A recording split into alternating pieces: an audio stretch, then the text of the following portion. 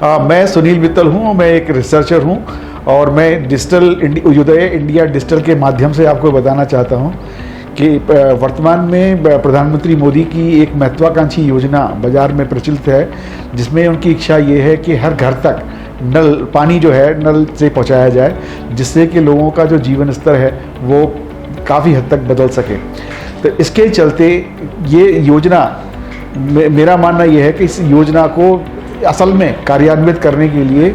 2-3 चीज़ों की महत्वपूर्ण रूप से आवश्यकता पड़ेगी।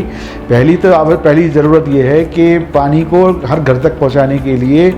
टेल एंड प्रॉब्लम का सॉल्यूशन ढूंढना होगा। तो टेल एंड प्रॉब्लम जो होती है वो 2 तरह की होती है। पहला प्रॉब्लम है कि हॉरिजॉन्टल प्लेन में होती है। हॉरिजॉन्टल प्लेन की जो प्रॉब्लम होती है वो इस तरह से है कि पॉइंट ए से बी की तरफ अगर पानी जा रहा है तो पॉइंट ए के पास जो आउटलेट होगा वहाँ पानी की अवेलेबिलिटी ज़्यादा होगी, जबकि वर्टिकल टेल एंड प्रॉब्लम में जो प्रॉब्लम है वो ये है कि जब पहाड़ी में जैसे पानी ऊपर से चला तो पहाड़ी में ऊपर की तरफ पानी कम होता है और नीचे की तरफ पानी ज़्यादा होता है। तो लोगों को एक्चुअली क्या है कि अगर बाय द वे हमें लोगों को हर घर तक पानी पहुँचाना है तो इक्विटेबल वाटर सप्लाई हमें अचीव करनी पड़ेगी। इक्विटेबल मतलब ये है कि जैसे फॉर एग्जांपल अभी पहाड़ की हम बात करें तो पहाड़ में पानी जो है वो अभी नीचे के लोगों को पानी ज़्यादा मिलता है, या प्लेन में जो पानी के सोर्स के पास जो लोग रहते हैं उनको पानी ज़्यादा मिलता है। तो उस पानी को उसकी नेचुरली उनकी सप्लाई को वहाँ से घटाना होगा, जिस तभी वहाँ जो लोग फार एंड पे जो लोग रह रहे हैं उनको पानी मिल पाएगा। तो इसके चलते नेचुरली लोगों में जो है वो एक ग्रीवेंस जनरेट होगा और उस ग्रीवेंस को गवर्नमेंट को रजिस्ट करना होगा। अदरवाइज अगर बाय द वे गवर्नमेंट इसको रजिस्ट नहीं करेगी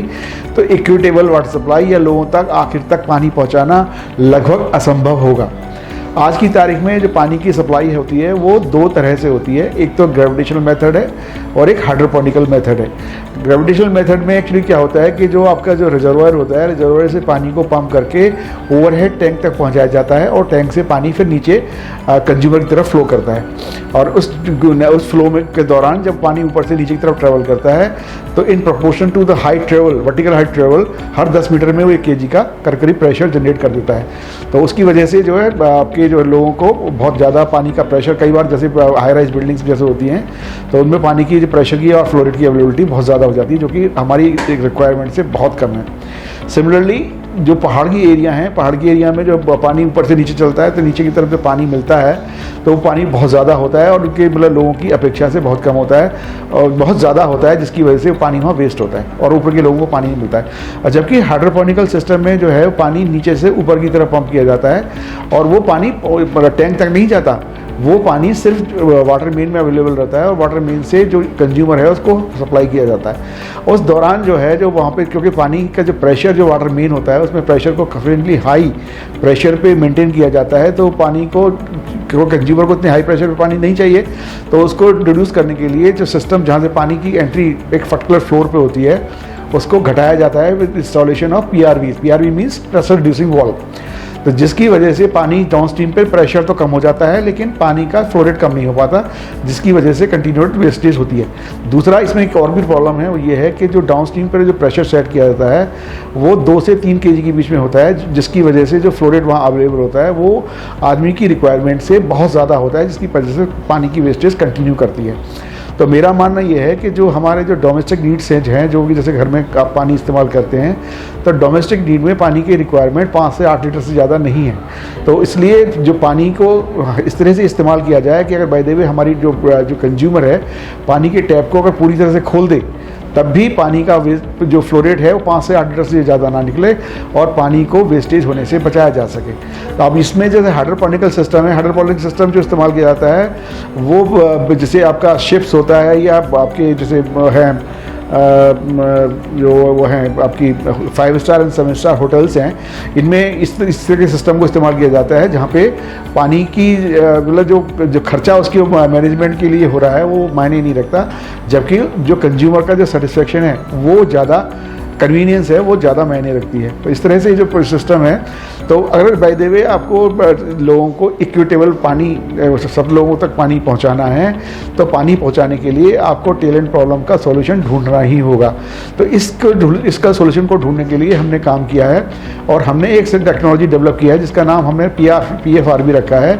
जो कि PFRB पानी के प्रेशर को, फ्लो रेट को एक साथ रेगुलेट करता है इन ऑलमोस्ट इक्वल प्रोपोर्शन। यानी जो आपके टैप के ऊपर जो पानी का ना सिर्फ प्रेशर घटेगा, फ्लो रेट भी घटेगा और आपको किसी तरह की ना तो इनकन्वीनियंस होगी, स्प्लैशिंग वगैरह कुछ नहीं होगा और पानी का वेस्टेज भी बचेगा। जिस काम के लिए हम आपके पास ये इंफॉर्मेशन आपको दे रहे हैं, उस काम के लिए हमारी जो टेक्नोलॉजी है वो ऑलरेडी CPHEO वाटर मैनुअल 2023 का पार्ट है, पेज नंबर 708 और 9 पे। आप उसको देखें और अगर ठीक समझें तो हमें सेवा का मौका दें, जिससे कि हम आप लोगों के लिए पानी की अवेलेबिलिटी हर घर तक पहुंचा पाएँ और लोगों का जीवन स्तर इम्प्रूव कर पाएँ। जहाँ तक इस टेक्नोलॉजी के फील्ड ट्रायल का या सर्टिफिकेशन का सवाल है, इस टेक्नोलॉजी को IIT के प्रोफेसर्स द्वारा ऑलरेडी सर्टिफाई किया जा चुका है और इसका जो फील्ड ट्रायल है वो दिल्ली में 2 बिल्डिंग्स हैं, जैसे NDMC हेडक्वार्टर कनॉट प्लेस और IIT दिल्ली की जो कैंपस है उस बिल्डिंग के अंदर इसको टेस्ट किया जा चुका है। और जहाँ तक पहाड़ की बात करें तो पहाड़ में इसका टेस्टिंग अभी रिसेंट पास्ट में हमने ददाहू एक जगह है हिमाचल प्रदेश में, वहाँ इसका टेस्टिंग किया। तो वहाँ टेस्टिंग करने के बाद हुआ ये कि जो पानी जब हॉरिजॉन्टल लाइन में गया तो नीचे वर्टिकल लाइन में पानी की अवेलेबिलिटी कम हो गई। तो वहाँ जो लोग थे उन लोगों ने वहाँ रेजिस्टेंस किया, तो रेजिस्टेंस की वजह से शायद हमारी जो टेक्नोलॉजी को जो PHE डिपार्टमेंट, वहाँ IPS डिपार्टमेंट है, उसको शायद कह रहा है कि शायद ये इसका ये नेगेटिव एस्पेक्ट है, जबकि हमारा मानना ये है कि हम टेक्नोलॉजी की वजह से पानी की डिस्ट्रीब्यूशन को, इक्विटेबल डिस्ट्रीब्यूशन को अचीव कर सकते हैं, ना कि पानी की क्वांटिटी को हम वाटर मिल में बढ़ा पाएँ। तो इसके चलते हमें ये ध्यान देना होगा कि पानी अगर हॉरिजॉन्टल लाइन में ट्रांसफ़र हो रहा है तो वर्टिकल लाइन में पानी की अवेलेबिलिटी घटेगी, और घटेगी तो आपके जो आपके कंज्यूमर्स का जो रेजिस्टेंस है, उस रेजिस्टेंस को आपको बियर विद करना ही होगा। तो आप इसको ध्यान में ज़रूर रखें कि जो फ्लो रेट आपको जो कंज्यूमर को चाहिए वो 5 से 8 लीटर पर मिनट से ज़्यादा नहीं है, जबकि अभी जो एज ऑन डेट पानी की जो अवेलेबिलिटी है वो उसके कहीं मुकाबले कहीं ज़्यादा है। Thank you.